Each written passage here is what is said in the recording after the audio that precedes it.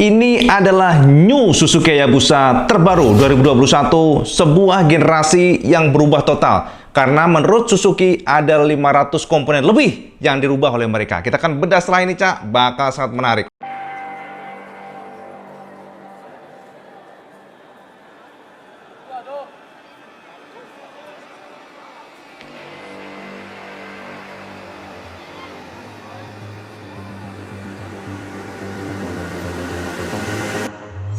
Think we have some form of control still, making our constant binary choices and voicing our equally shallow opinions more loudly or quietly.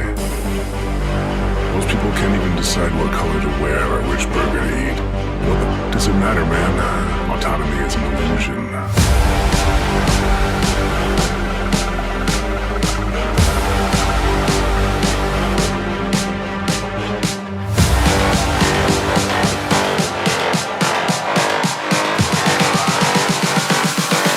Autonomy is an illusion.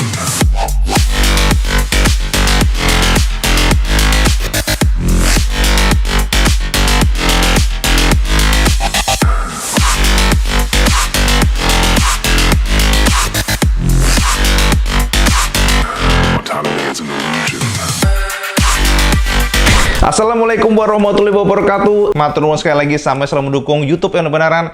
Sesuai dengan request sampean, video kali ini akan membahas sebuah generasi terbaru Hayabusa. Ini motor memang legend, Cak. Super legend, dia memiliki kecepatan yang luar biasa di zamannya. Karena kan Hayabusa lahir di tahun 98 dan sudah menjadi sebuah benchmark atau ikon the fastest bike mass production. Walaupun setelah itu Hayabusa mungkin semakin ditekan karena banyaknya peraturan dari dunia untuk menekan top speed. Dan juga ya kita tahu kan ada beberapa juga pabrikan yang merilis generasi-generasi lainnya untuk menjaga kecepatan dari Hayabusa atau nama besar Hayabusa.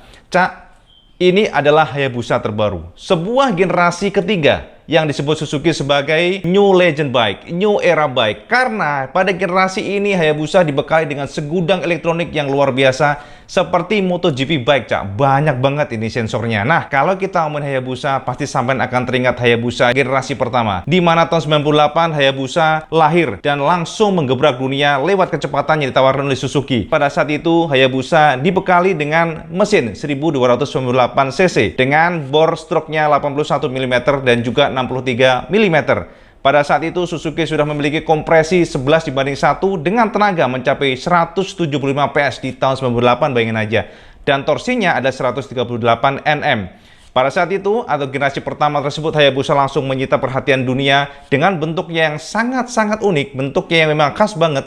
Jadi, Cak, bentuknya modelnya kayak perahu, Cak. Kebetulan Iwe sempat jajal ya Hayabusa yang generasi kedua itu memang ini benar-benar different. Kalau sampai mencoba motor ini, sama yang merasakan bahwa ketika sampai high speed, badan sama itu kayak terlindungi di dalam sebuah kokpit yang benar-benar gede. Saya lihat aja video IWB yang pada saat ngetes Hayabusa terlampir di sini. Motor ini very smooth, jadi power delivery smooth, tapi ketika sudah meledak itu benar-benar kayak meraungnya, waduh, Cak, sampai kayak gebeset. Nggak nyangka kecepatannya karena 200 km per jam sangat gampang banget. Hanya gigi 1 bisa tembus 160-an dan gigi 2 sampai tembus 200-an tuh gampang banget. Jadi ini memang benar-benar bukan untuk beginner. Ini motor yang luar biasa menurut IWB dan itulah kenapa Hayabusa memang spesial. Jadi semakin sampean geber di atas 200 tuh motor tuh kayak dekem, Cak. Jadi motor tuh kayak pressure dari ban depan tuh benar-benar kayak ditekan. Jadi sampai merasakan confidence stabil banget.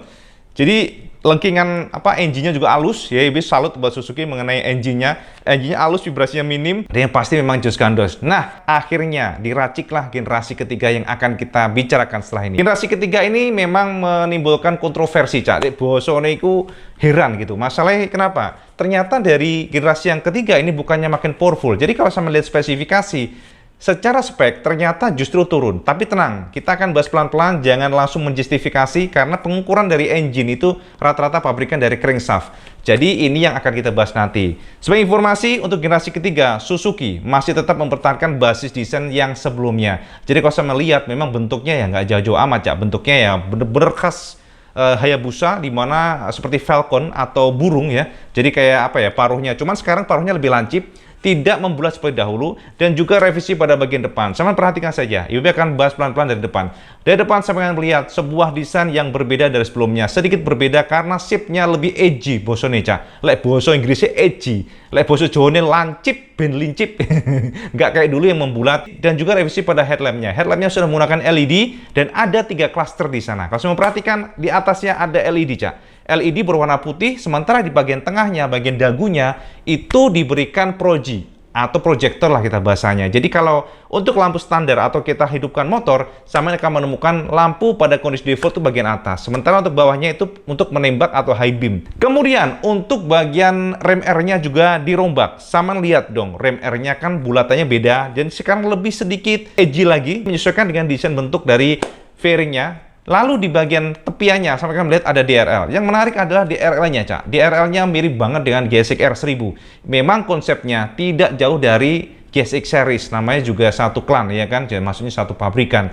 Jadi desainnya juga mirip-mirip. Dan yang menarik lagi adalah lampu sen menyatu dengan DRL. Jadi kalau dinyalakan lampu sen sampean, maka DRL putih akan berubah menjadi kuning. Ini mirip dengan sistem atau model lampu dari CBR 250RR. Kemudian kalau saya perhatikan di bagian kokpitnya Suzuki tetap mempertahankan feel daripada Hyperbike. Jadi tidak tidak latah, Cak, menggunakan model-model speedometer full digital. Tapi Suzuki tetap mempertahankan model analog yang dicampur dengan digital. Dan analognya ini tentu saja pada RPM-nya, jarumnya itu, jadi kalau sampai geber itu ledakannya sambitan dari itunya, dari jarumnya. Ibu paling suka sih sebenarnya feel ini yang Ibu kadang-kadang mohon maaf nih, jadi kayak kehilangan jati diri, kehilangan feel itu, Cak. Tendangan RPM kalau istilahnya kalau kita lagi gebet tuh kan wit, wah itu kalau tendangannya kayak jengat-jengat begini kan enak, daripada angka lelep, aduh kurang gimana ya, kurang menggigit kalau nggak jarum. Dan dilala Suzuki tetap mempertahankan model analog dan ini good decision, bosone. Tapi bener, jadi lebih keren. Dan di sana sama menemukan banyak sekali kontrol, banyak sekali informasi seperti lift control, anti wheelie, kemudian juga riding mode dan sebagainya, dan traction control. Traction control sendiri memiliki 10 level, bayangin aja. Traction control memiliki 10 level, launch control. Jadi launch control ini fitur baru dan termasuk banyak sekali yang akan IBB beberkan sama semuanya. Sebelum memutuskan engine sekarang, siapa menyangka ternyata Suzuki sebenarnya sudah mempelajari beberapa opsi engine, termasuk 6 silinder dengan turbocharger. Bayangin aja, Suzuki sudah melakukan research and development. Mereka melakukan beberapa percobaan testing untuk engine-engine yang pas untuk Hayabusa generasi 2021. Ternyata menurut mereka yang paling balance adalah yang engine sekarang. Untuk high speed doang enak. Sementara kalau 4 silinder kan pas. Mungkin seperti itu Suzuki memandang dan mengatakan bahwa new engine sekarang ini menggunakan basis yang sama. Dan ini adalah the most balanced engine yang mereka coba. Elektroniknya berubah total. Klaim Suzuki ada 500 komponen lebih yang berubah dari Hayabusa terbaru. Untuk membeberkan secara gamblang, sama lihat aja video ini. Penantian kita akhirnya terjawab kemarin atas kelahiran generasi terbaru Hayabusa, Cak. Suzuki secara resmi meluncurkan ikonik terbaik motornya, the fastest bike pada saat itu, Legend. Dan Suzuki mengklaim yang gila nih, ada 500 suku cadang telah diubah dan hanya sedikit komponen yang tersisa dari Hayabusa sebelumnya, yakni frame dipastikan hampir sama dengan beberapa perombakan disesuaikan engine terbaru yang mendapatkan banyak pembaharuan. Kemudian untuk sasis, Suzuki tetap mempercayakan pada model twin spar aluminium, namun konstruksi baru ini dibuat lebih ringan. Mereka merevisi bagian subframe sehingga membantu bobot lebih ringan hingga 0,68 kg dibandingkan dengan generasi sebelumnya. Ini adalah penurunan yang cukup kecil sebenarnya. Secara kapasitas mesin masih sami mawon dibandingkan dengan sebelumnya. Namun banyak komponen yang berubah dan tindakan ini ternyata membuat tenaga puncak tembus 190 PS dengan torsi mencapai 150 Nm pada 7000 RPM. Selain dari sektor dapur pacu, Suzuki juga membenahi elektronik. Alhasil, Suzuki Hayabusa ini sudah dijali dengan IMU 6 axis seperti halnya Suzuki GSX R1000, termasuk cornering ABS yang disuplai oleh Bosch. Artinya Suzuki Hayabusa terbaru ini sudah memiliki traksi control, launch control, quick shifter, auto blipper, up and down shift, cruise control, throttle maps, termasuk engine brake control. Yang cukup istimewa lagi adalah dari hadirnya speed limiter, Cak. Suzuki sudah menjajal fitur speed limiter sehingga kita bisa mengatur berapa kecepatan maksimal rata-rata motor untuk menghindari tilang, khususnya di jalanan Eropa yang sangat ketat terhadap kecepatan. Sistemnya mirip dengan MotoGP di mana ECU akan membatasi kecepatan sesuai dengan settingan yang kita atur. Dian canggih Kang Mas.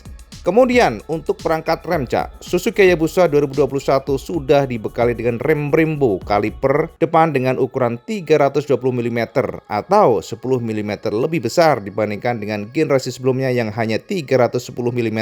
Artinya secara perangkat rem seharusnya lebih pakem dan jos gandos. Tidak hanya itu, Suzuki mengklaim Hayabusa terbaru menggunakan pelek material aluminium palang 7 yang kuat dan ringan untuk kestabilan.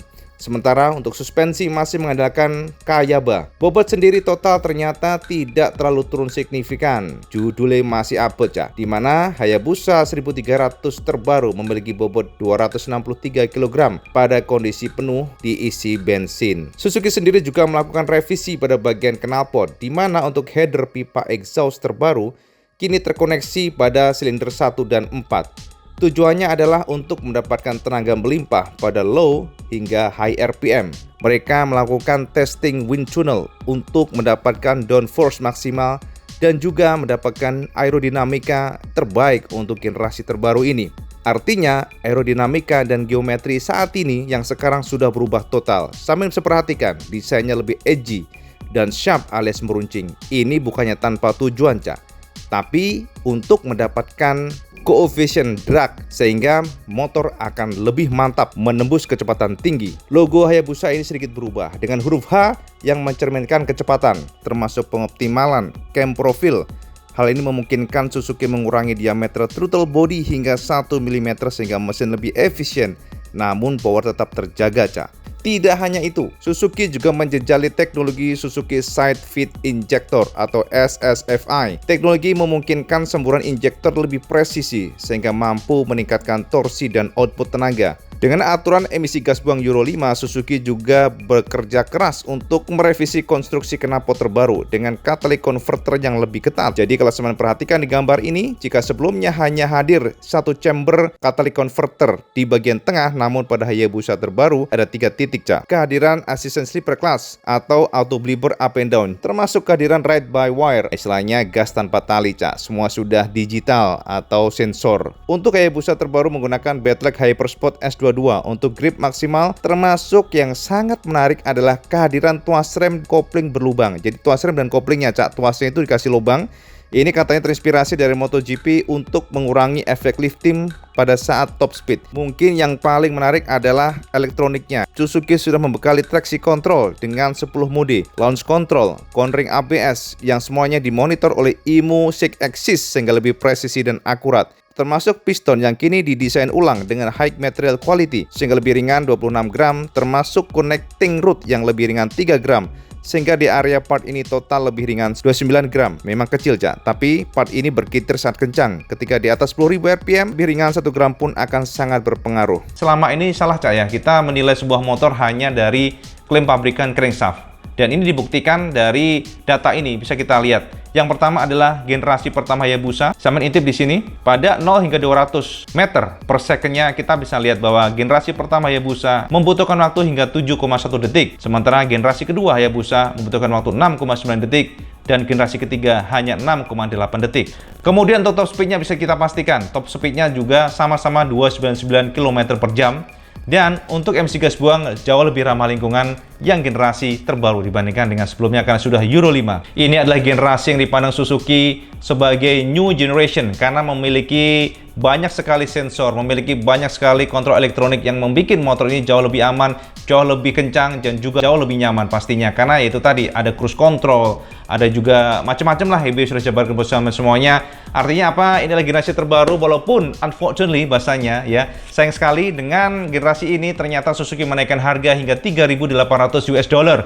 Jadi ini jauh lebih mahal lah dibandingkan dengan generasi sebelumnya. Ini kenaikannya lumayan cakep ya, cakep lebih tinggi. Tapi sekali lagi ya itu kan di luar negeri. Walaupun sebenarnya kalau kita konversi, artinya sekarang harga Hayabusa di luar negeri mencapai 260 jutaan. Ini tetap murah sih kalau di tanah air tahu sendiri kan. Jadi harga yang terbaru 260 jutaan dan kalau sebelumnya kan hanya 220-an kalau nggak salah ya. Atau 230-an ya, sekitar segitu. Tapi sekarang fix untuk versi 2021 dijual oleh Suzuki di angka 260 jutaan New Hayabusa 2021 ya.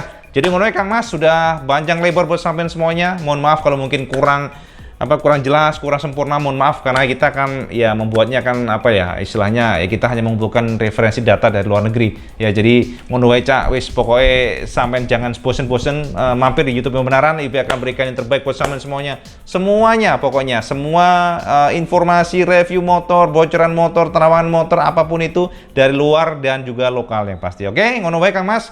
Matur nuwun sekali lagi, kalau sampean suka video ini sampean like, share dan subscribe, dan jangan lupa juga sampean selalu bantu karena itu yang paling penting. Assalamualaikum warahmatullahi wabarakatuh. Salam Just Gandos.